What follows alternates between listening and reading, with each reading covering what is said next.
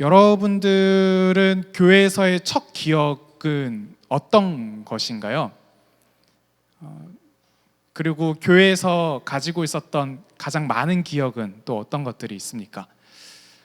저는 목사들로 태어나서요, 여러 가지 기억들이 대부분이 다 교회에서 있었습니다.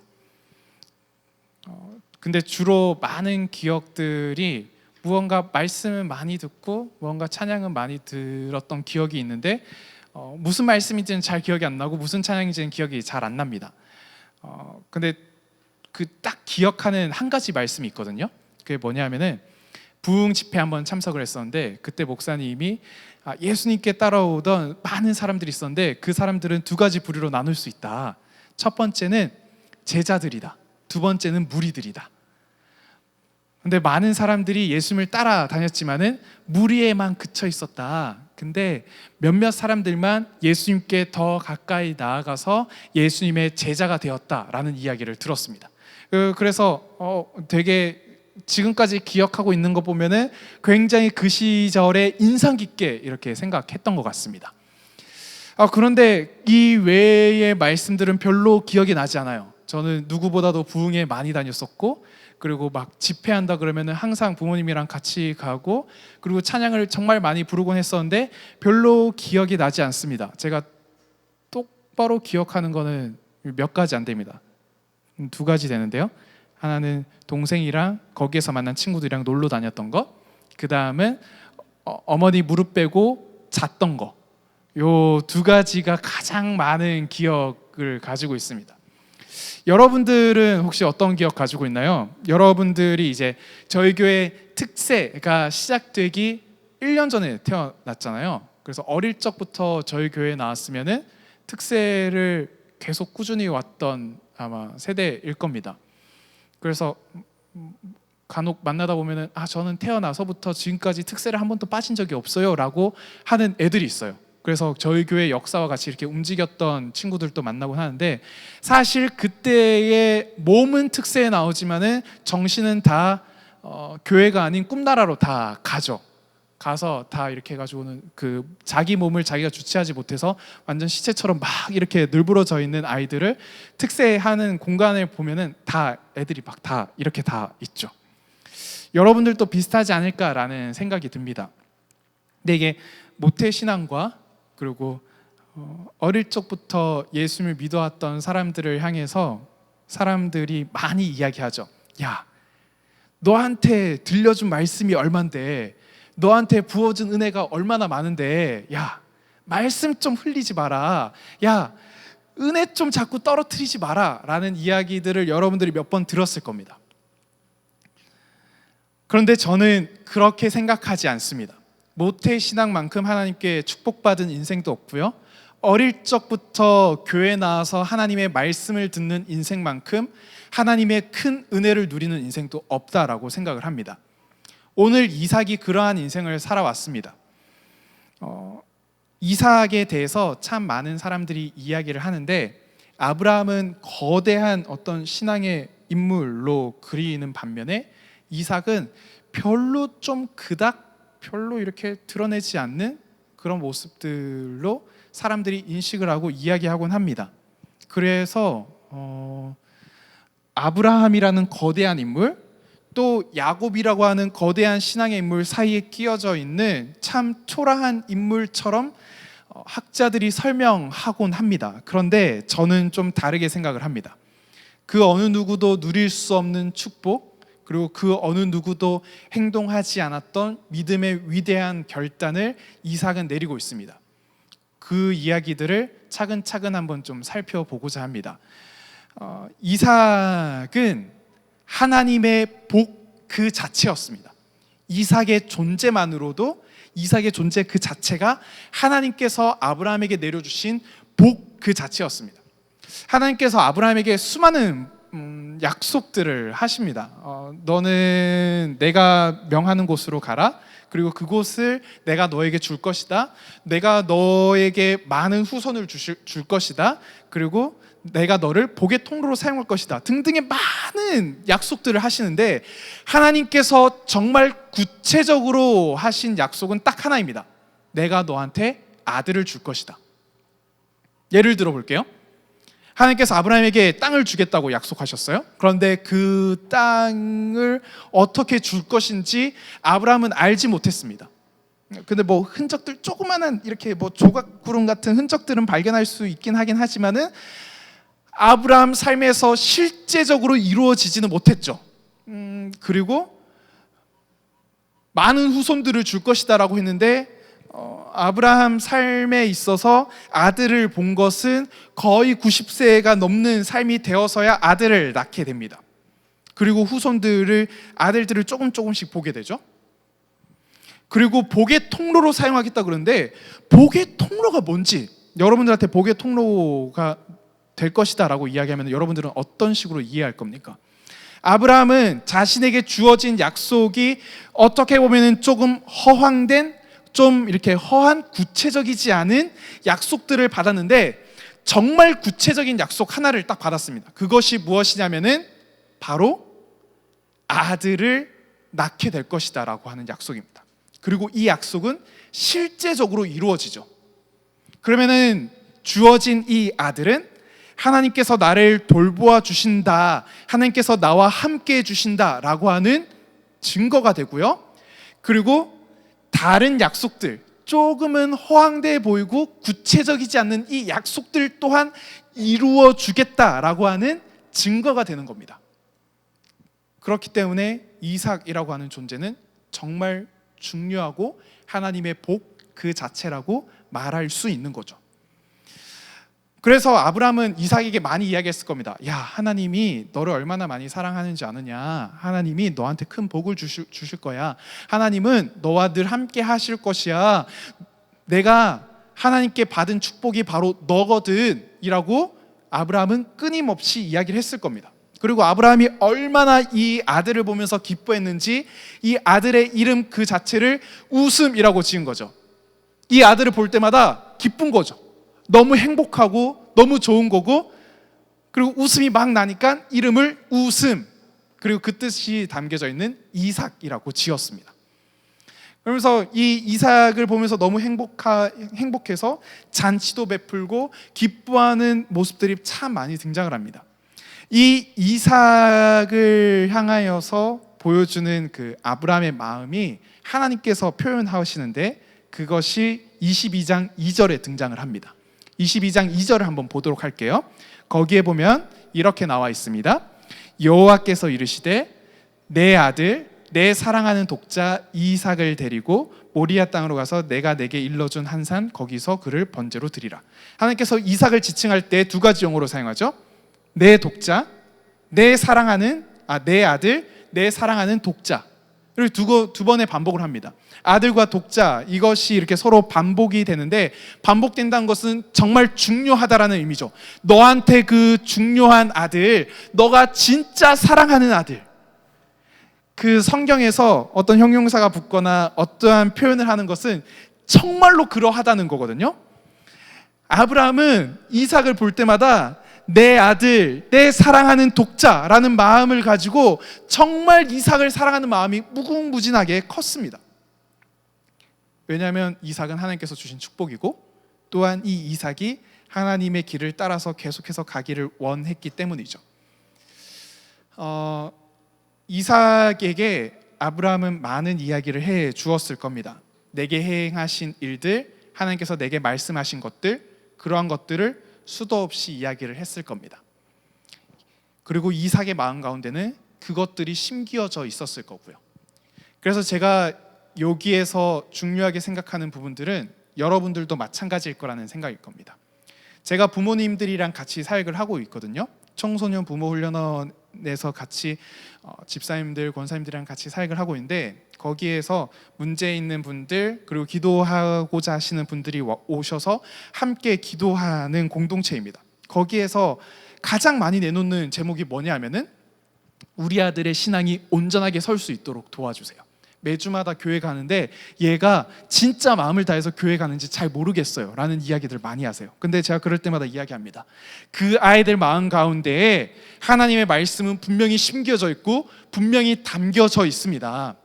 그 아이들이 내게 심겨져 있는 하나님의 말씀, 하나님의 사랑을 잠깐 잊거나 기억하지 못했을 뿐, 떠올리지 못했을 뿐, 그 아이들 마음 가운데 다 담겨져 있습니다. 그 아이들의 마음 가운데에 하나님의 말씀들이 흐르지 않았습니다.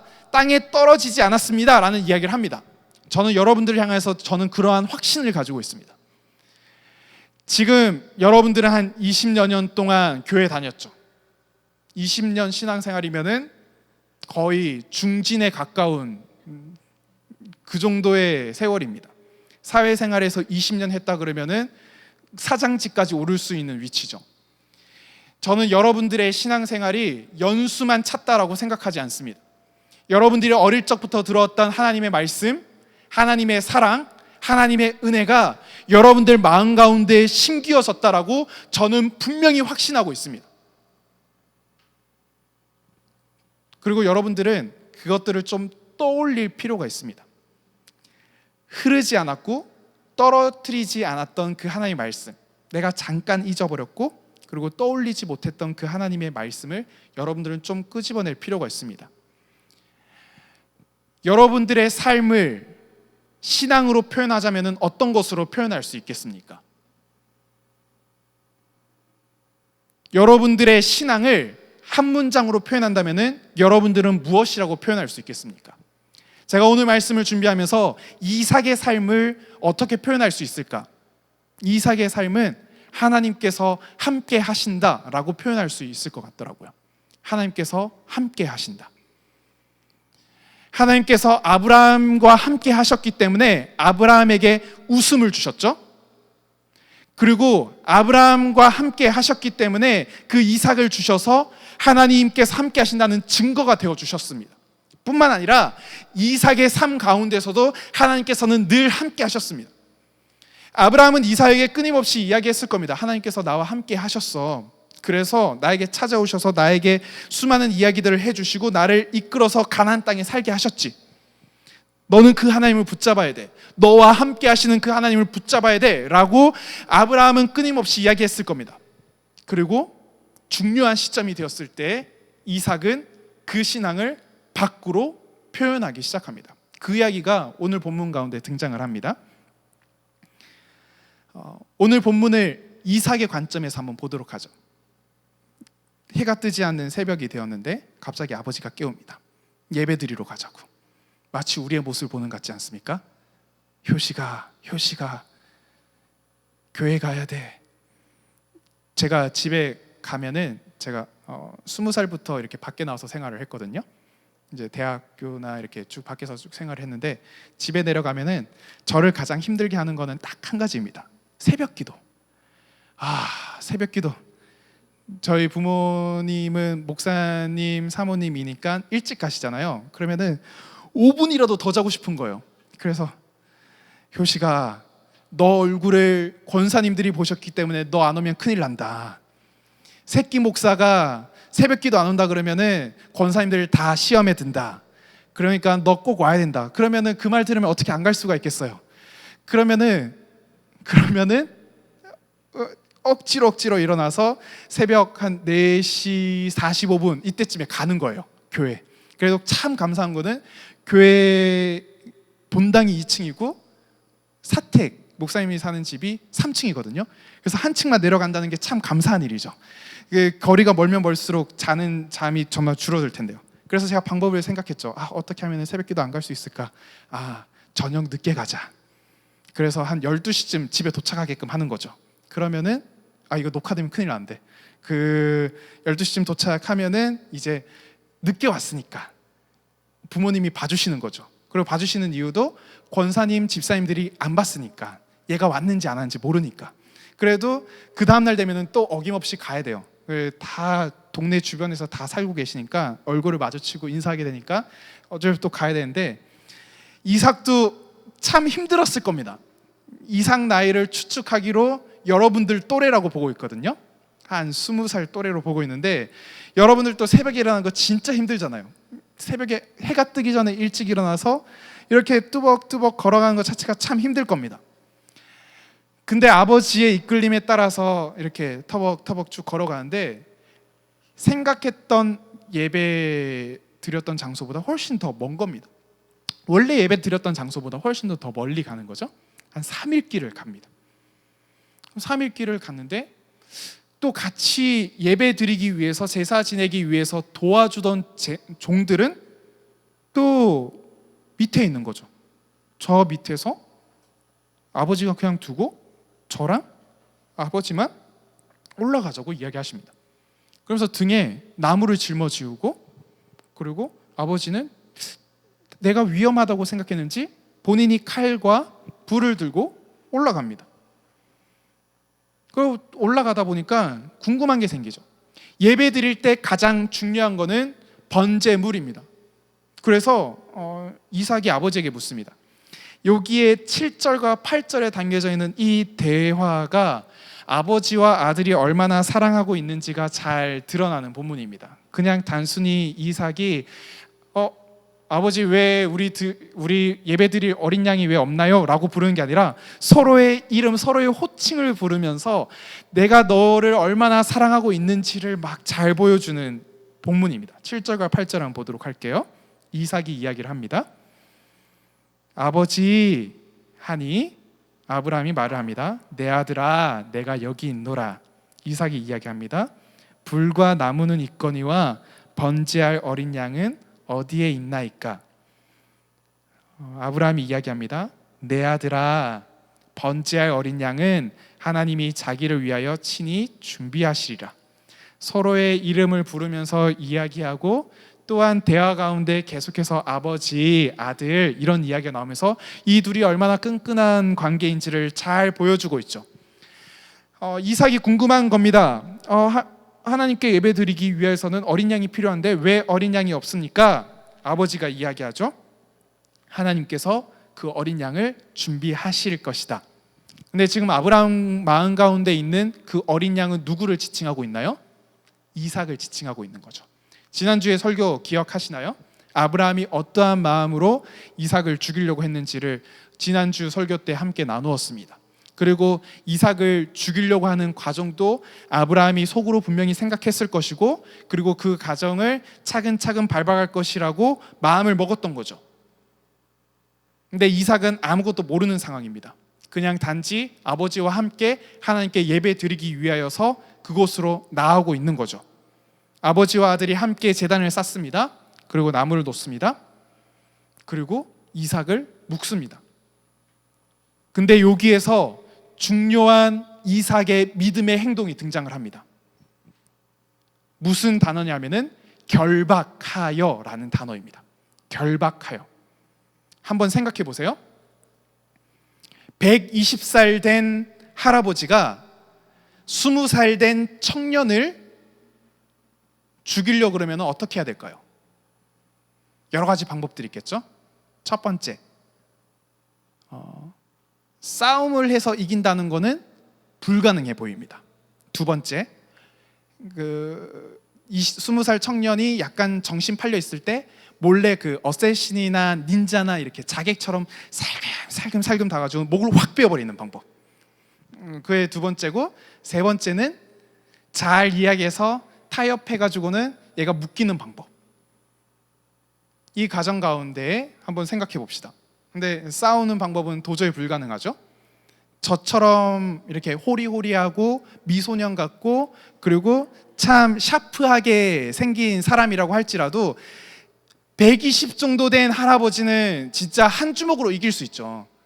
120 된 할아버지가 정정하게 막 말도 타고 다니고 막 한다고 할지라도 아무리 그래도 그렇죠. 저처럼 이렇게 미소년 같은 사람도 충분히 이길 수 있죠. 충분히 이길 수 있죠. 어떻게 청년하고 이기겠어요? 그런데 싸움을 도저히 할 수 없고, 또한 몰래 죽일 수 없는 그러한 상황 가운데에서 결박하였다라는 것은 아브라함의 의지만 담겨져 있는 표현이 아니라 이삭의 의지까지도 담겨져 있는 표현입니다. 결박하여 라고 되어져 있는 이 단어 가운데 이삭은 자신의 신앙 고백, 자신의 믿음의 행동을 한 거죠. 이삭의 상황을 한번 생각해 봅시다. 그냥 아버지랑 예배 드리러 왔다가 그리고 같이 열심히 제단, 돌 주변에서 열심히 주워가지고 제단 다 쌓고 그 다음에 나무 올려놓고 아버지 어떻게 하면 좋죠 그러는데 갑자기 아버지가 손을 뒤로 하시더니 묻기 시작합니다. 그때 이삭의 머릿속에는 어떠한 생각이 들었을까요? 이 아버지가 지금 뭐 하는 행동이지? 왜 그러시지? 하다가 준비되지 않은 어린 양과 그리고 자신의 상황이 서로 매칭을 시켰을 겁니다. 그리고 나서 가만히 결박당하여 그 위로 올라가는 거죠. 120살 된 할아버지가 얼마나 힘이 좋았으면은 그 아들을 제단 위로 올릴 수 있었을까요? 이거는 제단 위로 올라간 이삭의 의지까지도 담겨져 있는 겁니다.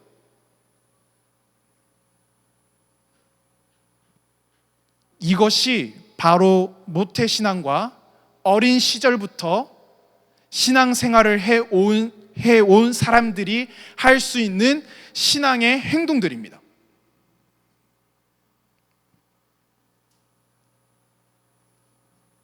지금 이 모리아산 사건은 하나님, 아브라함, 이삭 이 셋의 사건이 아니라, 셋을 위한 시험이 아니라 하나님은 자신과 아브라함 둘과의 관계 가운데 맺어지는 시험의 현장인 거죠.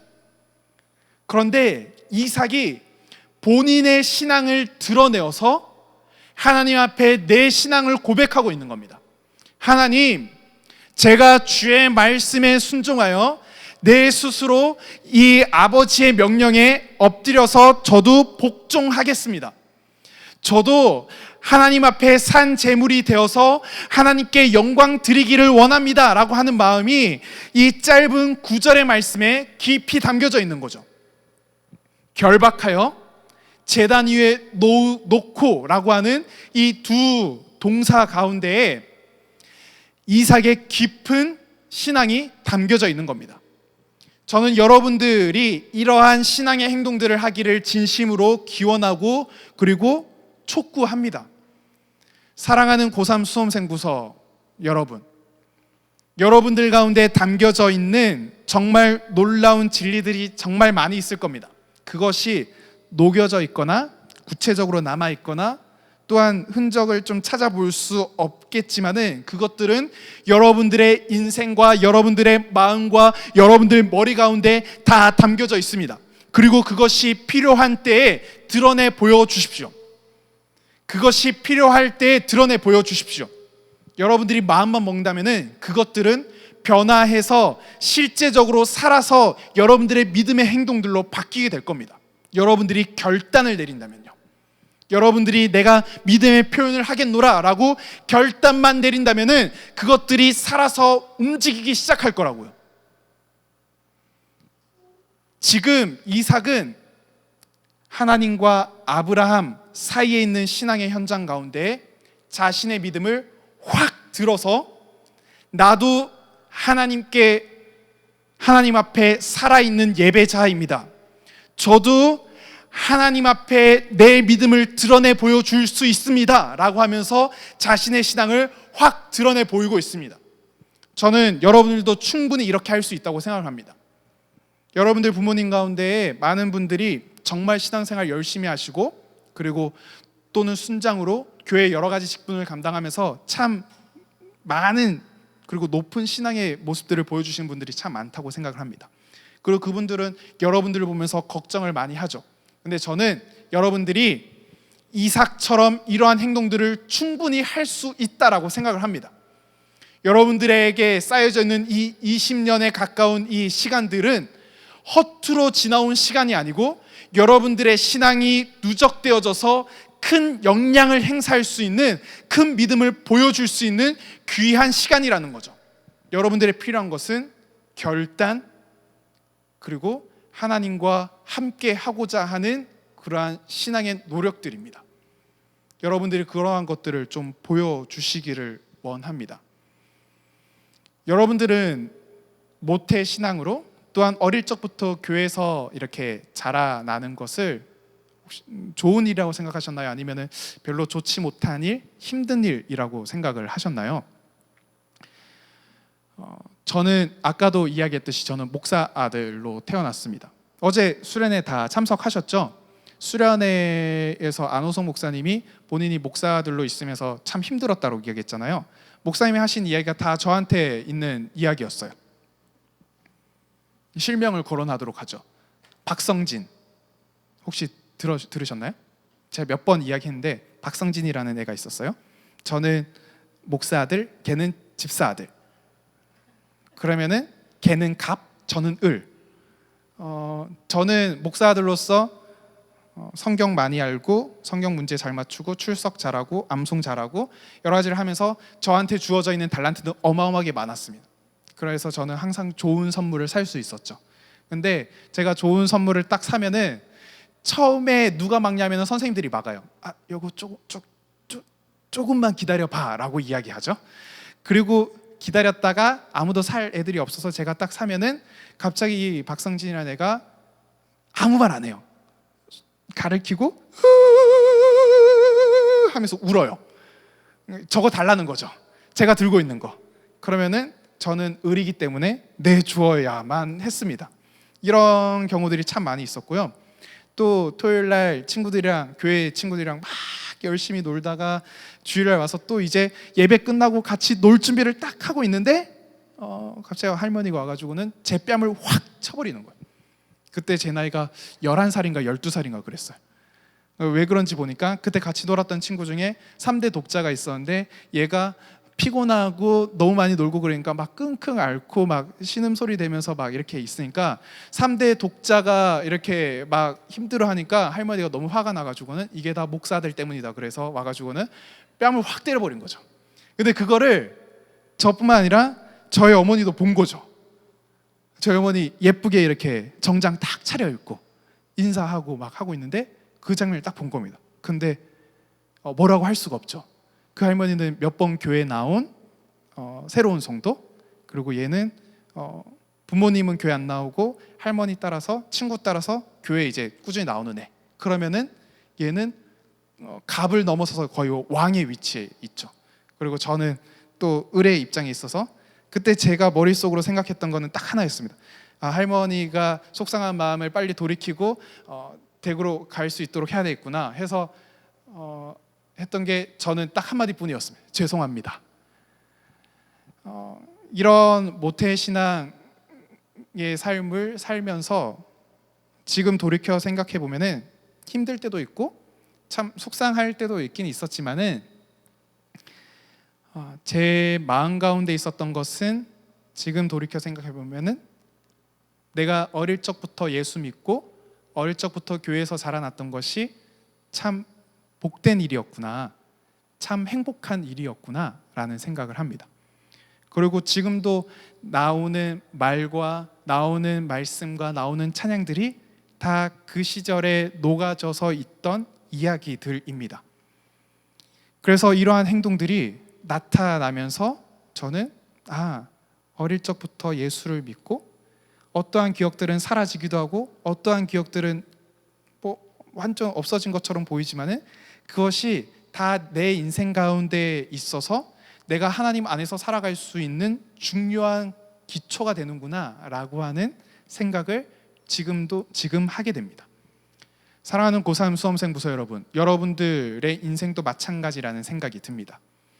여러분들의 삶 가운데에 주어졌던 그 하나님의 말씀, 중요한 신앙의 한 문장, 이러한 것들이 여러분들 삶 가운데 있어서 그리고 그것들이 흔적도 없이 사라지는 것이 아니라 여러분들이 날이 가면 갈수록 이것들이 꽃을 피우고 열매를 맺는 정말 놀라운 일들로 벌어지게 될 겁니다. 이것이 이삭의 삶에서도 동일하게 등장을 합니다. 성경을 한번 좀 찾아보도록 할게요. 창세기 26장의 이야기입니다. 아브라함이 죽고 이제 이삭이 홀로 서야 되는 시점에 섰습니다. 그때 이삭이 이삭이 살고 있던 그 지역들에 흉년이 들었습니다. 이삭은 농사짓는 사람이 아니었고 양과 소를 키우던 사람이었는데 흉년이 들어서 먹일 풀들이 없었죠. 그러다 보니까 이삭이 어디 이사를 갈까 지금 생각하고 있던데 하나님께서 나타나셔서 말씀하시는 부분입니다. 2절에서 4절까지를 저희들이 같이 읽어보도록 하겠습니다. 2절에서 4절까지를 같이 읽어보도록 할게요. 시작. 여호와께서 이삭에게 나타나 이르시되 애굽으로 내려가지 말고 내가 내게 지시하는 땅에 거주하라. 이 땅에 거류하면 내가 너와 함께 있어 내게 복을 주고 내가 이 모든 땅을 너와 내 자손에게 주리라. 내가 내 아버지 아브라함에게 맹세한 것을 이루러 내 자손을 하늘의 별과 같이 번성하게 하며 이 모든 땅을 내 자손에게 주리니 내 자손으로 말미암아 천하 만민이 복을 받으리라. 하나님께서 이삭에게 나타나셔서 아브라함이 12장에서 처음 나타나셔서 하셨던 그 말씀을 이삭에게 반복하는 겁니다. 그런데 여기에서 중요한 단어 하나가 등장을 하죠. 너가 애굽으로 가지 말고 내게 지시하는 땅, 블레셋 땅, 그곳에서 거주하고 그곳에 있으면은 내가 너와 함께 있을 것이다 라고 이야기합니다. 내가 너와 함께 있을 것이다. 이삭 그 자체가 하나님께서 아브라함 가정과 함께하는 증거가 되었는데 이제 하나님께서 다시 한번 그 약속의 말씀을 떠올리게 하시면서 이삭아 내가 너와 함께할 것이다 라고 이야기하면서 다시 한번 그 말씀대로 살아갈 수 있는 힘을 주고 계시는 거죠. 그리고 그 함께하는 증거들을 내가 계속해서 보여줄 것이다 라고 이야기합니다. 이삭은 하나님 말씀에 순종해서 그랄 땅에 삽니다. 블레셋 땅에 살면서 그곳에서 우물 중심으로 해서 살아가는데 당시 우물은 굉장히 중요합니다. 우리나라야 강이 흐르고 그리고 어디든지 파든지 다 물이 정말 잘 나오는 나라인데 그 땅 가나안 땅은 물 찾기가 참 힘든 곳입니다. 그래서 우물을 파기에는 정말 힘든 곳인데 이삭이 우물을 파고 그곳에서 정착하다가 주변 목자들이 와서 야, 너 다른 곳에서 와놓고서는 왜 우리 땅에 있는 거 너가 쓰냐. 그래서 쫓아냅니다. 이삭은 다른 데로 가서 거기에서 또 우물을 팠는데 물이 나오는 거죠. 또 빼앗으니까 또 옮기고 또 물을 파니까 또 나오는 거죠. 우물이 상징하는 것은 생명입니다. 이삭이 우물을 팔 때마다 축복이 넘쳐나고 생명이 계속해서 넘쳐나는 겁니다. 하나님께서 함께 해주신다라고 하는 증거를 이삭의 삶 가운데 보여주죠. 이 모습들을 계속해서 보니까 그랄 땅에 살고 있는 왕이 찾아와서 이야기하죠. 그 말씀을 한번 보도록 하겠습니다. 26장 27절에서 28절 한번 보도록 하겠습니다. 26장 27절에서 28절을 보도록 하겠습니다. 제가 읽어드릴게요. 이삭이 그들에게 이르되 너희가 나를 미워하여 나에게 너희를 떠나게 하였거늘 어찌하여 내게 왔느냐. 그들이 이르되 여호와께서 너와 함께 계심을 우리가 분명히 보았으므로 우리의 사이 곧 우리와 너 사이에 맹세하여 너와 계약을 맺으리라 말하였노라. 아브라함뿐만 아니라 이삭에게 이르기까지 이삭이 너무나도 큰 축복을 받는 거 보니까 얘랑 별로 다투고 싶지 않은 거죠. 그래서 이삭과 같이 편안하게 지내고 싶은데 그 증거가 무엇이냐면은 하나님께서 이삭과 함께 한다라는 사실입니다. 이러한 고백은 이방인이 하나님의 백성을 보고 하나님께서 너와 함께 계시는구나 라고 하는 이 고백은 아브라함, 야곱 그 누구도 듣지 못했던 정말 놀라운 고백입니다. 이삭이 본인의 믿음을 드러내야 할 때에 본인의 믿음을 드러내고 보여주어야 될 때에 자신은 어릴 적 들었던 그 말씀을 기억하면서 신앙의 모습을 보여주기 시작하는 거죠. 모리아산 사건 때도 그렇고요. 이후에 내 재산, 내 생명줄과 같은 그 우물들을 다 빼앗는 과정 가운데서도 하나님께서 나와 함께 계신다라고 하는 이 말씀을 붙잡고 끊임없이 살아가고 있는 겁니다. 그러니까 주변 사람들이 이 이삭을 보고 이야기하는 거죠. 아, 하나님께서 정말 너와 함께 하고 계시는구나. 아, 하나님께서 정말 너와 함께 계시는구나 라고 하는 고백을 다른 사람의 입에서 들리게 되는 거죠. 저는 이러한 고백이 오늘 이 시대를 살아가고 있는 이삭과 비슷한 나이, 또래의 나이에 살아가고 있는 고3 수험생부서 여러분들에게 나타나기를 원합니다. 여러분들이 품고 있었던 마음들, 그리고 받았던 말씀들은 지금도 여러분들 안에서 살아 있어서 여러분들의 삶을 올바른 방향으로 인도하는 중요한 나침반이 됩니다. 여러분들은 여러분들 마음속에 새겨져 있는 그 하나님의 말씀, 하나님의 사랑, 그 은혜를 끊임없이 기억하면서 나아가시길 바랍니다. 이 이삭은 하나님께서 나와 함께 계신다, 하나님께서 나에게 복 주시기를 원한다 라고 하는 그 말씀을 붙잡고 끊임없이 살아갔습니다. 여러분들 가운데 가지고 있는 그 중요한 신앙의 문장, 그리고 신앙의 중요한 메시지는 무엇인가요? 여러분들만의 신앙의 문장은 무엇인가요? 그것을 어릴 적에 들었던 말씀들을 생각하면서 떠올려 보십시오. 그것이 구체적으로 여러분들의 삶에서 나타나도록 여러분들은 보여주어야 합니다.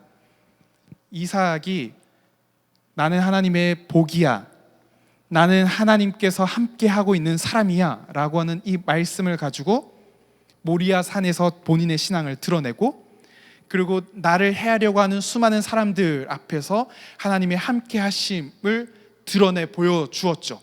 신앙의 구체적인 행동들이 나타난 겁니다.